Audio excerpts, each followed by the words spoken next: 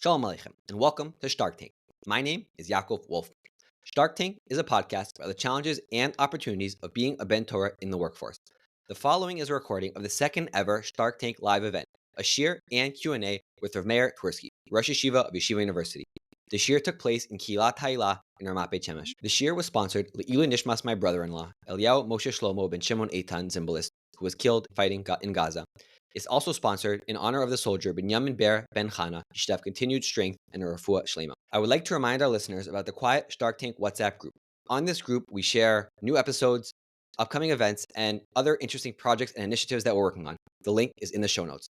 And now, here is the Shiur and Q&A with Rav Twersky. Two Mishnayos.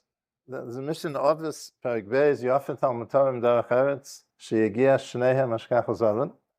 And a second mission in the end of Kiddushin, Omer Rabbi Naroi, Maniach Ani Kol Umani Yoshev Olam, Ve'eni Melamed Es B'ni Elo Torah. They point in different directions.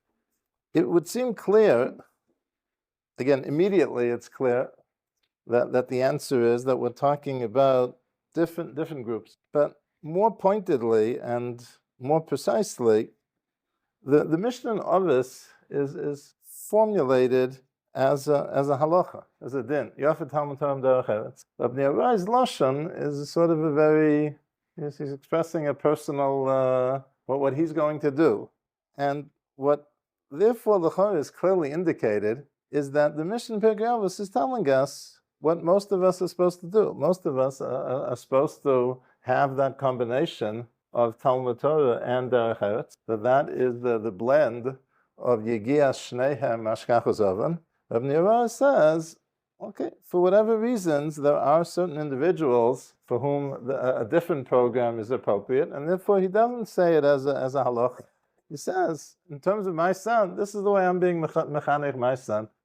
So the attitudinally, it's very important to understand, as was reflected in Rabbi Gottlieb's introductory remarks, that Derech Eretz, again, the Rambam comments that the phrase Derech Eretz means different things in different contexts. In this Mishnah and others, it means Parnasa. Elsewhere, it has different meanings. That it's very important to understand it's not just sort of a concession to needs that a person needs to have a roof over his head, he needs to pay the bills, so he needs to generate the income.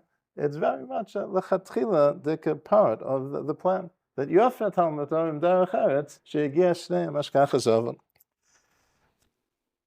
This is further reinforced. Chovos Halevavos, based on a Maimon Chazal, explains that HaKadosh Baruch Hu created people that we all have very varied interests. I don't know, if you'll ask an accountant whether he wants to be a doctor, so he'll recoil at the blood and guts of the situation. If you'll ask a doctor if he wants to be an accountant, you'll get an equally inspired reaction.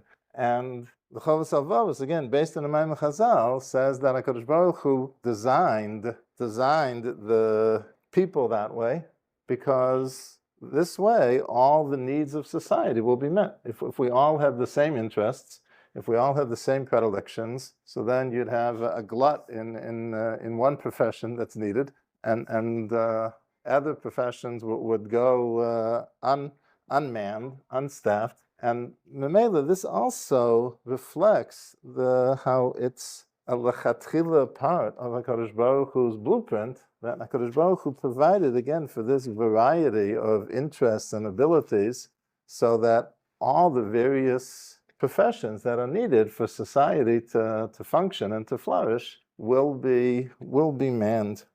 The Mishnah in Pirkei Avos, V'chol Ma'asech Yeh L'Shem Shamayim. So the way this is classically understood, for instance, if you take a look in the Rambam in Hilchos Deos, it's source number 5 here on the sheet, that Tzarech Adam Sheyechavin Libo V'chol Ma'asav Kulam Leidas Hashem Baruch Hu Bilvad V'yeh Shifta V'kuma V'dibura Hakol U'uma Zeh Hadavar. Ketzad, Ksheyisa v'yiten o yasem alocha lito schar, lo yiyah belibo likbo tzmamon bilvad, el yaseh dvarim ha'elu kadesh yimtza dvarim shaguf tzarech lahem ha'achilu u'shsiya v'yeshivas bayis u'nesiyas isha, And in turn, all these things are part of a chain which ultimately everything is geared towards, everything is oriented towards Yedias Hashem. So for the Rambam, the V'chol Masach Yedushem Shemayim means that everything can and therefore should be both calibrated and then intended as a hechsher, part of some chain which culminates in Yedias Hashem. So when a person attends to his health, it's because if a person is sick, he can't concentrate as well, he can't learn as well, he can't be over Hashem. So V'chol Masach Yedushem Shemayim means that everything can, if contextualized the right way and calibrated the right way, can be made into a hechsher mitzvah, which is the Shem Shemayim for Yedias Hashem. The Morei Einayim has a different shot in V'chol Masach Yedushem Shemayim. Morei Einayim is from the first generation where Hasidus branches out. I mean, Hasidus originally is the Baal Shem Tov HaKadosh, followed by the Maggid, the Mitzvah Maggid, and then in the next generation, so it branches out into many rebbes. And the Morei Einayim is from that generation. Full disclosure, he spelled his last name the same way I spell my last name, so I'm a little partial to the to the Sefer. So he says that the Pshat V'chol Masach Yedushem Shemayim, he says like this. So he says something remarkable.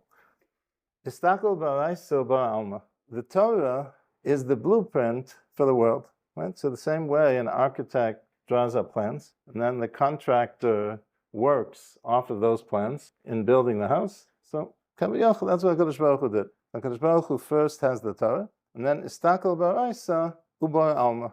HaKadosh Baruch Hu looked Kaviyach on the Torah and created the world. So the Torah is the blueprint for the world.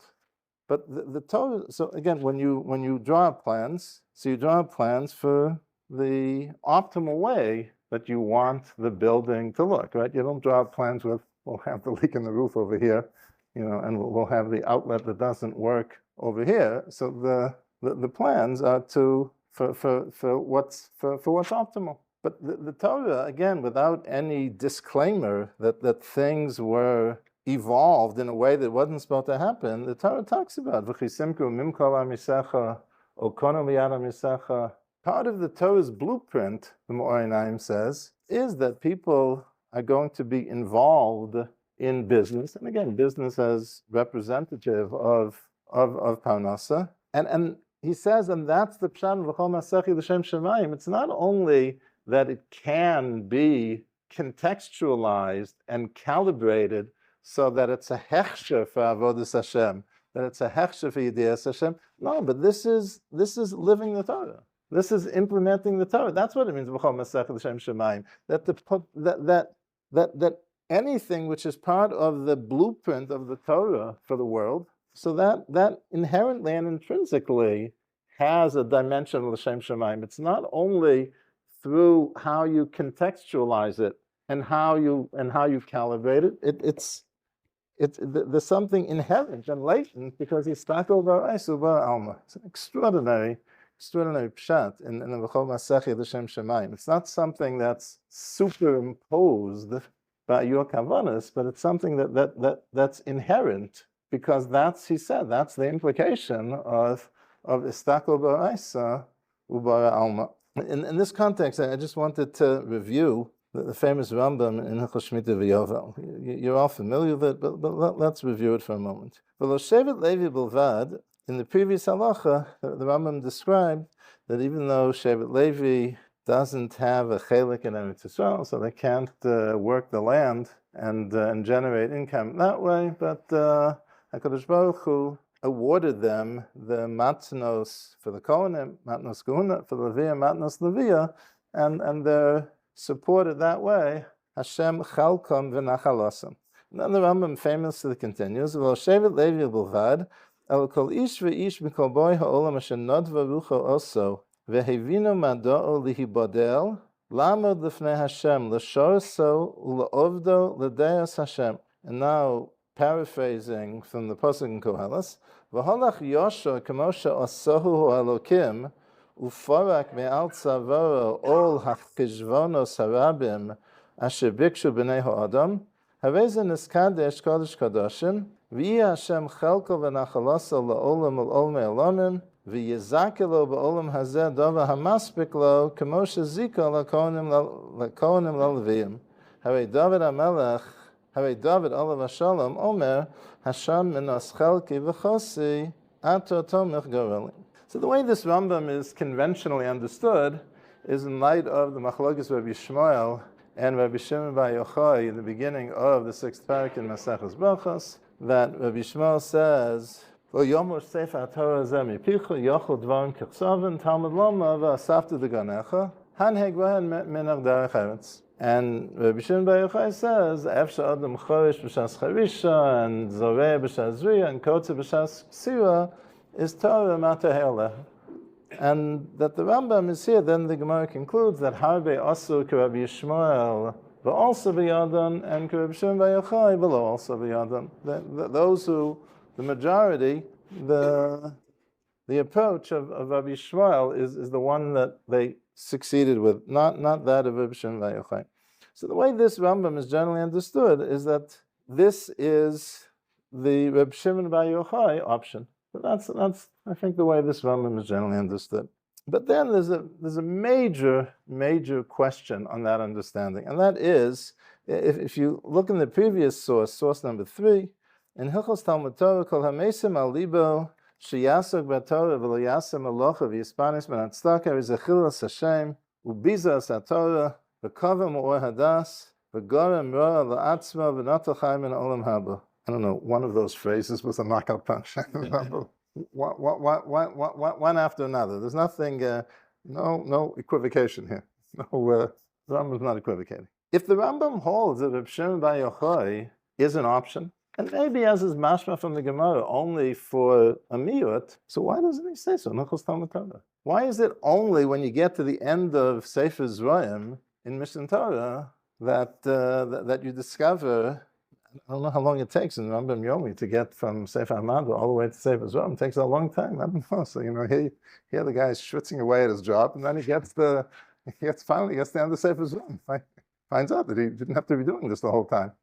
Why doesn't the Rambam present this option in Hilchos Talmud Torah? He should have said there are 2 tracks, and he should have told us, you should know that the Reb Shimon Bar Yochai track is only for a very small subset of Kol Yisrael. But he doesn't say that. It's here. It's at the end of Hilchos Shmita V'Yovel. And again, Kayadua, when the Rambam incorporated Divrei Agoda into Mishnah Torah, so for the most part, he did it at the end of various halachas. He does it at the end of Hilchos Me'ila, he does it at the end of Hilchos Tumura, he does it at the end of Hilchos Isurei Mizbeach. That's where the Rambam generally presents the Divrei Agoda. So it's a very, very strange place for the Rambam to be telling us halacha l'maisa that a person can opt for the Reb Shimon Bar Yochai track. So Kimeduma, if you reread the Rambam, the pshat is as follows: Kol ish v'ish mikol boi ha'olam asher nodva rucho also ve'evina ma'ador lehibadel lama l'fnei Hashem l'shosu la'ovda l'deas Hashem v'holach yoshik k'moshe asor elokim u'farek me'al tzavor ol ha'chishvonos harabim shebikshu b'nei Adam Harezen niskadish kodesh kadoshim v'yeh Hashem chelko v'nachaloso.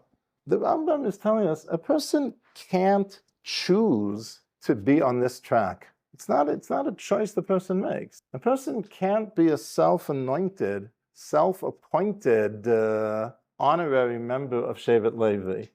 The Rambam says if a person lives a life of lihiboda lamed lefnei Hashem l'shosel l'ovda, HaKadosh Baruch Hu will elevate him to that status. What will happen? I don't know. For his birthday present, someone's going to give him a lottery ticket. That's going to be the birthday present you get, and he's going to win the lottery. And he's going to be able to live off that interest for life. The Rambam's not talking about that this is a choice a person actually makes to say that I'm not going to be osek b'malacha, and I'm going to put my hands out to receive the mon. The Rambam says if the person devotes himself la'ovdo l'deas Hashem, so then HaKadosh Baruch Hu takes care of it. It's, I think, the what's it called? The MacArthur, right? The Genius grants. So you can't apply for those grants. You just get it. You can't apply for those grants. You You just get it. You can't apply for this. HaKadosh Baruch Hu elevates a person who matches this description. So then, Haveza Niskadesh, it's not the Farik Me'al Tzavar Ola Cheshvanos Harabim. When Kohelet speaks about Elokim Osa Sa'odam Yosha, Vehem Bikshu Cheshvanos Harabim, he's not talking about that people have jobs. He's talking about all the narishkeit and all the pettiness that in our lives. He's not talking about the Cheshvanos Harabim, Vehem Bikshu Cheshvanos Harabim is something which is a counterpoint to Elokim Osa Sa'odam Yosha. So the Rambam is talking about when a person lives such a consecrated, such a focused existence, so then HaKadosh Baruch Hu elevates him to that level of the Shevet Levi. And HaKadosh Baruch Hu v'yizakelo davar maspik lo. How v'shluchim l'makom? How v'shluchim l'makom? HaKadosh Baruch Hu will figures out how to do it. But it isn't the choice that the person makes. Oh, so that's very good. That's why the Rambam didn't say it in Hilchos Talmud Torah, because it isn't an option. It's not that a person has this choice. The Rambam paskins like Rabbi Shmuel. Paskins like Rabbi Shmuel that hanek ben minach da'acheretz. What the Rambam is saying, and that's why it's at the end of halachas where it's divya agoda, because it's not halacha l'maisa. It's not halacha l'maisa because it's not within a person's purview. It's not a person's prerogative to choose. The Rambam writes, the Gemara in Kiddushin says that that a person is chayiv l'shalesh shlish b'mikra, shlish b'mishnah, shlish b'talmud. So the Rambam quotes this in the Rambam has two sort of classes in Mitzvahs Talmud Torah. In Perek Aleph, he talks about kol ishim yisrael chayiv b'talmud Torah, bein oni, bein oshir, etc., regardless of circumstances. Kol ishim yisrael chayiv b'talmud Torah, and that's the basic chiyuv that we all have to attend to. Then in Perek Gimel, in Halacha, where's it Halacha Vav? So the Rambam has that Misha Rotza L'Kayim Mitzvah Zu Karoi La L'Yas Muchta B'Kisva Shel Torah. That the Halacha we're about to discuss doesn't appear in Perek Gimel, where the person is going above and beyond and Rotza L'Yas Muchta B'Kisva Shel Torah. It's talking about when the Rambam is talking about the basic mitzvah, chiyuv of Talmud Torah, called Ish Yisrael. So in that context, the Rambam quotes the Gemara in Kiddushin, which says shlish b'mikra, shlish b'mishnah, shlish b'talmud. So the Rambam, like Rabbeinu Tam, the difficulty in the Gemara is that clearly Talmud Gemara requires more time, more attention than Mikra and Mishnah. So Rabbeinu Tam solves that difficulty by saying that Yishalish doesn't mean equal thirds. You can cut a pizza pie into 3 pieces, but lav dafka, you're cutting it into 3 equal pieces. That's how Rabbeinu Tam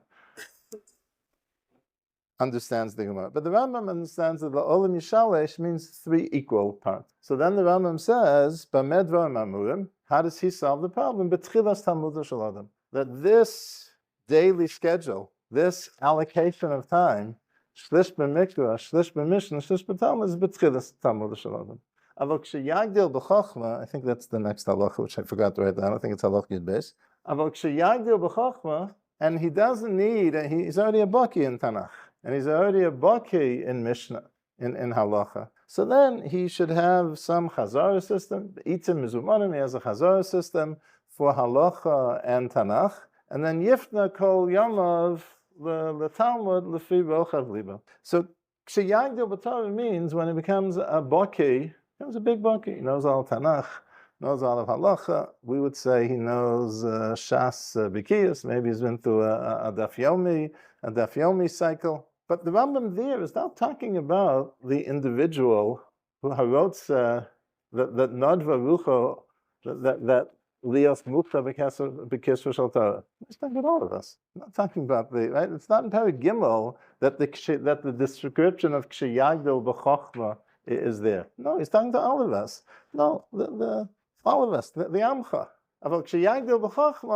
So then it will no longer be 3 equal parts. You just have a Chazara system for Tanakh and for Halacha and for the Bikiyas. You have a Chazara system and sometimes there's a notion which is incorrect, that a person who's a professional isn't supposed to have great she'ifas in Talmud Torah. But that it's not correct. When the Rambam is, again, when he's talking about Ksheyagdil b'chokhmah, he's not talking about the elite few. No, he's talking about the basic spirit. This is under the rubric of Kol Ish Mi'Yisrael Chai B'Talmud Torah. And about that Kol Ish Mi'Yisrael Chai B'Talmud Torah, Lich Sheyagdil b'chokhmah, so then he won't follow this allocation of Shlish B'Mikra, Shlish B'Mishnah, Shlish B'Talmud. So just, and with this, to conclude, the 2 points that we discussed are actually very much intertwined. The first one is to understand that when people are osek b'derech eretz, so it's something lechatchila. It's not some kind of b'di'eved concession. It's lechatchila. Again, it doesn't mean that a person works and aspires to wealth and there's and there's a workaholic unnecessarily. But in terms of the work that's needed for parnasa, so it's very much lechatchila. And we saw that reflected in that it's part of HaKadosh Baruch Hu's blueprint, whether, as the Chovas HaLevavos says, the variety of interests and skills that we have, or whether the Mo'ei Naim's beautiful Havonim V'chol Masachi L'Shem Shemayim. And Hayos Shahadava Kain, that's why when the Rambam talks about the person who's Osek B'Mlacha also, this isn't someone. This is someone who's living a lechatchila life. Part of that lechatchila life are these aspirations in Talmud Torah, these she'ifas in Talmud Torah. That's why the Rambam can say, if parnasa was some kind of b'di'evid concession, okay, so you're talking to a b'di'evid group, so how can you set the bar k'sheyagdil b'chokhmah? How can you set the bar so high? No, the Rambam is talking about people who are living totally lechatchila lives. And the Rambam says, and therefore, under the basic chiyuv of Talmud Torah, and those are the aspirations, the she'ifos, again, everyone according to the best of his abilities, everyone according to to his opportunities, everyone according to the circumstances in his life. But we should all have those she'ifos and plans to k'sheyagdil b'chokhmah. Okay, those were the prepared remarks. So I'll present some questions that some of our listeners submitted ahead of time, and we'll also open the floor for some other questions from the audience. So Rebbe spoke about the trajectory of Yagdil b'Chachma, Yagdil b'Torah, and oftentimes people feel that they have this upward slope through their years of education in the yeshiva system, and sometimes they even go on for smicha, and then that sort of peaks at 22, 25, and then they have kids and they have a job, and they feel a sense of dissonance because they were able to learn at such a high level, but now they're so busy and they're not able to feel fulfillment from the learning anymore. So I'm not think anyone is suggesting to cut back on the learning that people are doing as they're just starting out, but how do we frame that in a healthier way? Avodas Hashem and therefore life is an exercise in juggling and balancing. We're always balancing different obligations, different demands on our time. The precise blend in terms of how much time we have available and how much time is supposed to be devoted to one obligation alongside other obligations doesn't remain a constant throughout life. It's a variable. But a person ultimately, I think sometimes when we make a mistake and if we're asked what is life about, so we'll say life is about learning. Life is about davening. Life is about doing mitzvahs. And all of the above are right, but wrong. The real answer to the question is that life is about doing Ritzon Hashem at that moment. And the way Ritzon Hashem translates, it translates in different ways and different periods of a person's life. And he's every much engaged and fulfilling Ritzon Hashem if he's, when he was learning X hours, when he was single, without any other obligations. If he's now learning X minus Y, whatever those values are, now that he's blessed to be Bal Isha Vonim and Rechaim al Tzavara, but it's every much the same kiyum of Ritzon Hashem as when he was learning X hours a day. It's not learning, it's not davening, it's not doing mitzvahs. It's about doing Ritzon Hashem at this moment. And sometimes let's say in the extreme case, Rachmana litzlan, of Pikuach Nefesh, so the Ratzon Hashem is doing what, under other circumstances, is an Avera. So that's what life is about, that we try, or we should try, to our best, to, at any given moment, to be doing what Ratzon Hashem is at that moment, and that varies as we make our way through different stages of life. Klal Yisrael is blessed with many, many different amazing learning programs, and that can sometimes be paralyzing because there are so many options. So does the Rav have any recommendations for programs that the Rav has seen being successful, or types of programs that people should be looking for as far as their derech halimud and being successful in learning with the limited time that they have? I don't know. I think the one tzad hashava to any successful learning program is that it has a stress on chazara as well. But that having been said, I'm not sure that there's a one-size-fits-all answer, and maybe it takes a little bit of trial and error and experimentation to find what the best system is that works for one. But if the system doesn't have chazara, then that's not going to be the answer. But if it has it, it might be the answer. So these many programs are exclusively focused on passive intake of Torah, learning, understanding, Yedias Torah, which is obviously important. There are very few programs for creating Chidushei Torah, writing, sharing Torah. Is that the correct setup, or it should be more emphasis be placed on people finding ways to give over Torah and be creative in the Torah that they're learning? My guess is that the reason, most of the programs, if not all the programs, emphasize Yedias Torah is that that's sort of a davar shavel chol nefesh. In terms of the creativity in Divrei Torah, that's something that varies very much from one individual to the next. And as such, I mean, certainly the person who has that ability, is certainly should be finding the outlet for it. But even for that individual, the creativity needs to work off of, and Yedias Torah. So the Yedias Torah is a davar shavel chol nefesh for those who have a creative bent. Yes, absolutely. That should be tapped. Just to pivot a little bit from direction and ask more in terms of Yasha. There's a famous Rashi when Yaakov works at Rachel. He says that his forefather used to love his brother, and Rashi there brings down, according to Medrash, that the Rambam, so that if he's acting incorrectly, not Yasher, so I'll keep the Rambam, that I am also going to kind of parallel that interaction. And I guess the question is, how far do we take that? Do we apply that in our business world? Do we feel that we're dealing with people that are not acting appropriately with us and are breaking or misbehaving? Are we able to reflect that in kind, or are we supposed to kind of be the straight and narrow path and judge our even when people around us are not acting the same way? No, it's obviously a very important question.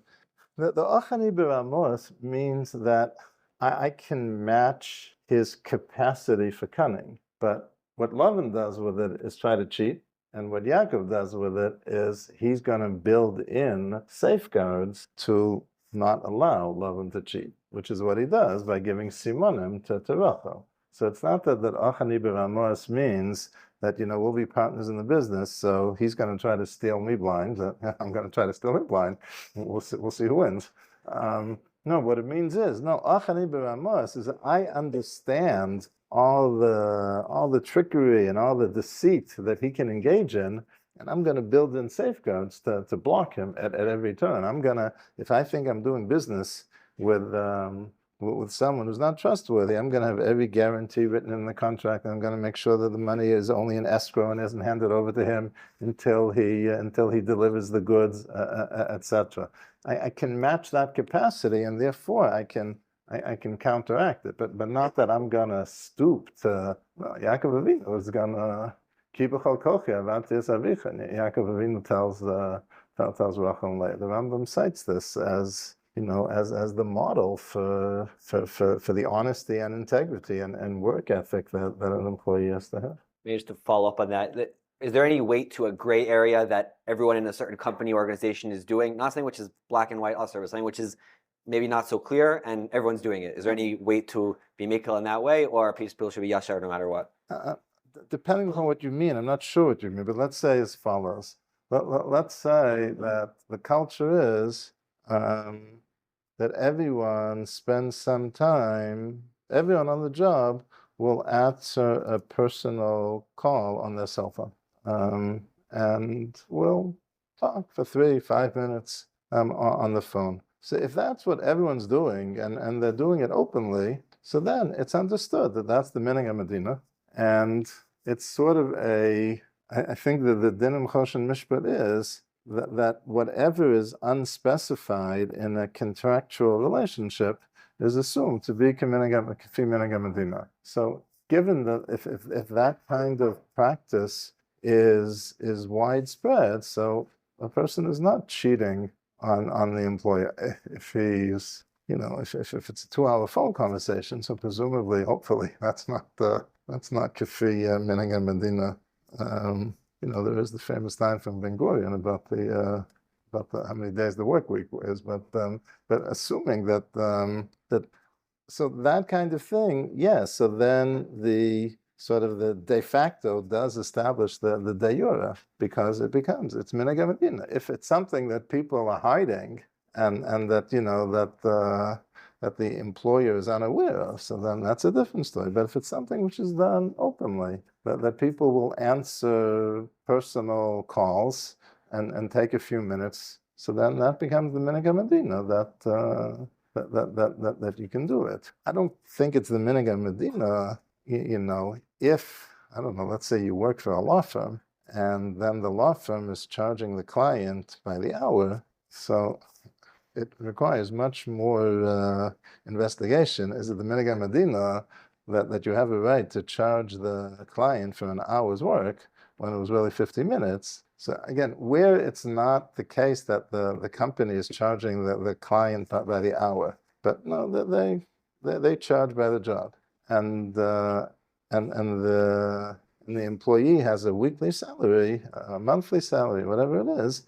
So then if it's done in the open, so then that's the minhag Medina, and then it does establish what's right. Sure, according to work, it doesn't necessarily have a clear utility. If work has social utility, it's a bonus. It's icing on the cake.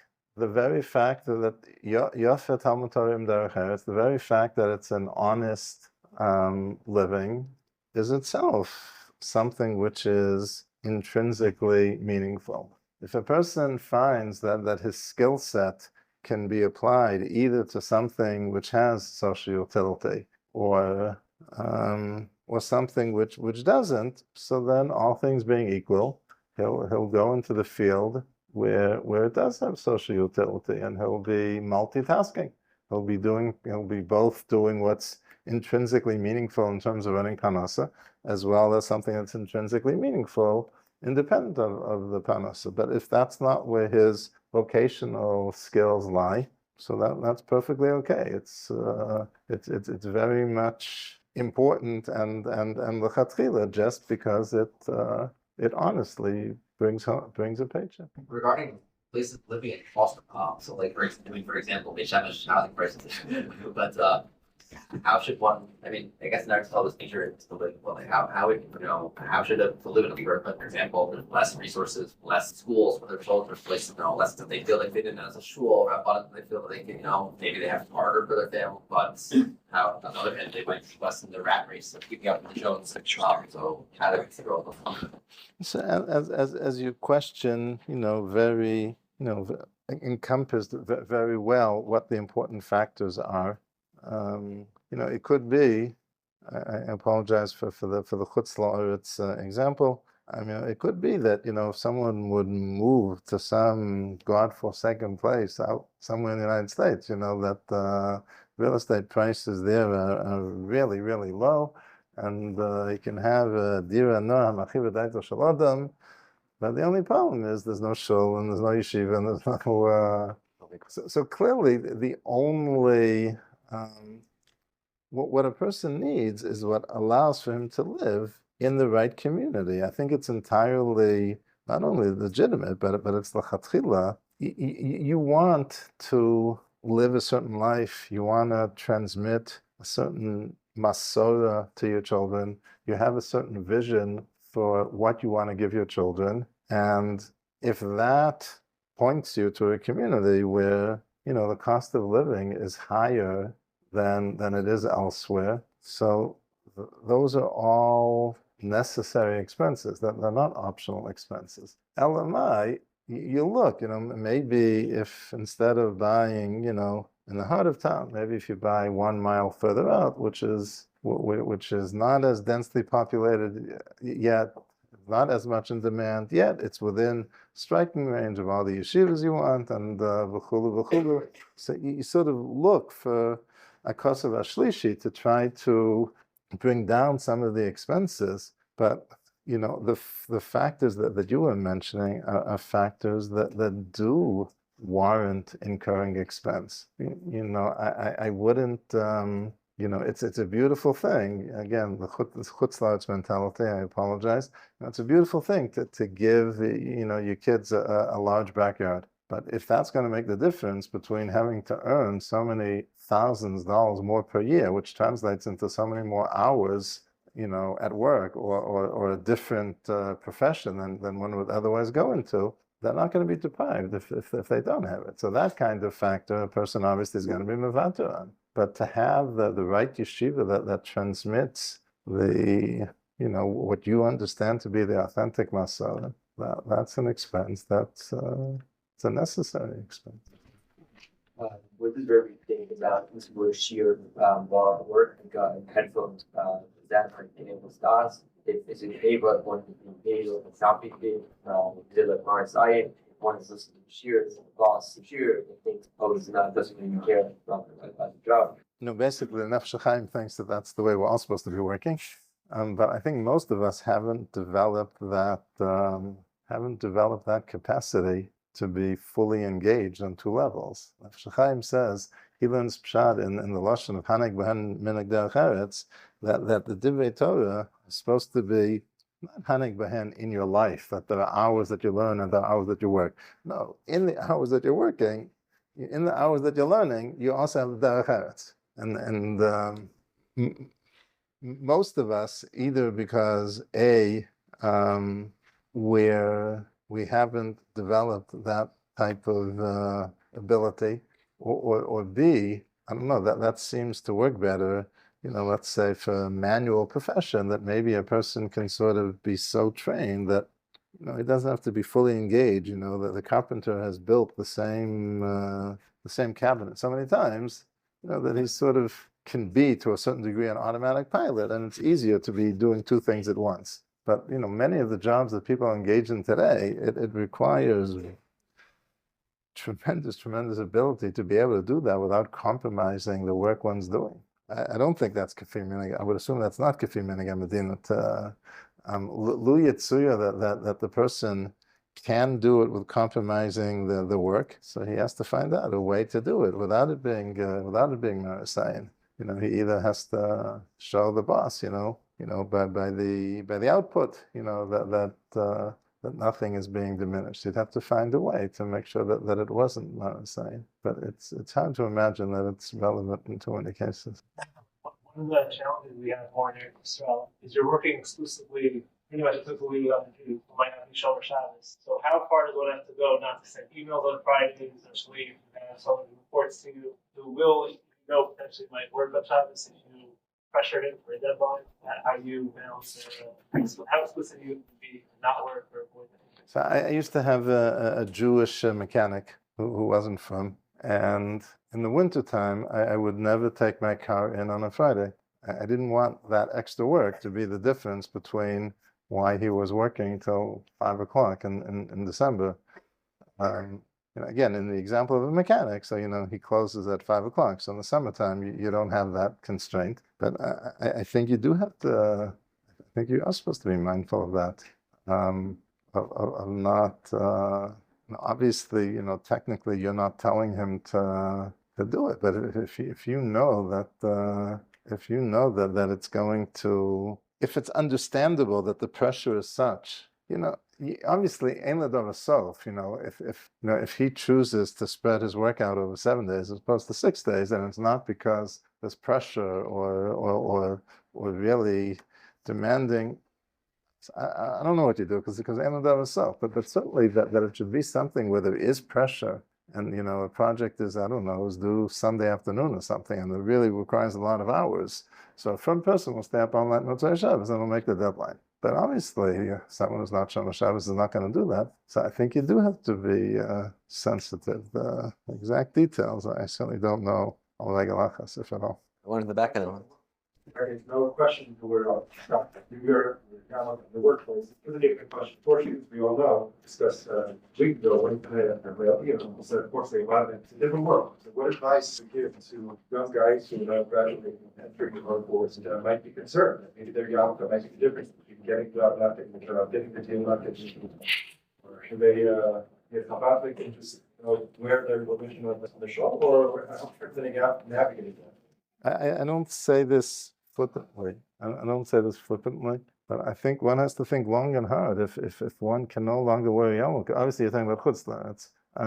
If one can no longer wear a yarmulke, then maybe it's not viable anymore to be there. Not viable. Maybe it's not tenable to be living there anymore. If the only way to live there is to live as a Marano to a certain degree, I don't mean that literally, 100%, but partially.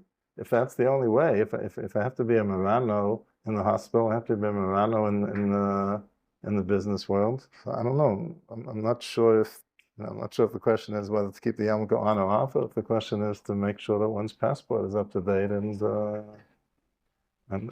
avoid the question. Okay. We learned in the number 3 here, we learned in the Saint Yosef, he says the opposite. The Rambam also was the finest from his brother when he was younger, and also there's also a thing with some sulfur when he said in Sukkah there, the Eretz Yisrael. Right, so the Rambam, there is another halacha after halacha. Is there a Rambam Sefer Hamada? Yeah. Amanda? A Rambam Sefer Hamada? Yeah. Maybe as we're waiting for the Rambam, so maybe we'll just review the halacha that you have here in front of you, source number 3. So in source number 3, the Rambam says that kol mesim al libo. Thank you very much. Kol mesim al libo sheyasak b'torah v'layasem alocha v'yispanis ben tzedakah ariz lechilas Hashem v'chulu. Right, so that seems to be pretty unequivocal that a person has to be osek b'melacha, and yet the very next halacha, the Rambam says, "Maila gedola hi lemishu misparnes mimasa yadav umidas chasidim harishonim hi." It's a maila gedola. It's a midas chasidus.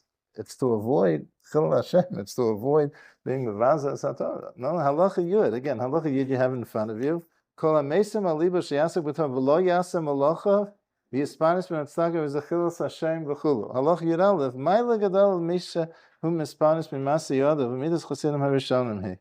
So it's clear that the answer is as follows. Halacha Yud, what the Rambam precludes, and famously the way what I do and what just about everyone else has done throughout the generations, I do get paid for teaching Torah. So the Rambam was stridently opposed to that. What the Rambam says in Halacha Yud is that a person can't be paid for teaching. He can't accept stock funds in order to allow himself to teach. Let's say he has a brother who's a well-to-do merchant who wants to support him, so that's totally permissible. Let's say he has a father-in-law, who's willing to support him. He's not taking money minat tzedakah. He's not being paid for teaching Torah. The brother, Shimon Achi Zachariah, right? The Chazal said that the reason that the Tana in the beginning of Zvachim is identified as Shimon Achi Zachariah is because Azariah used to support him.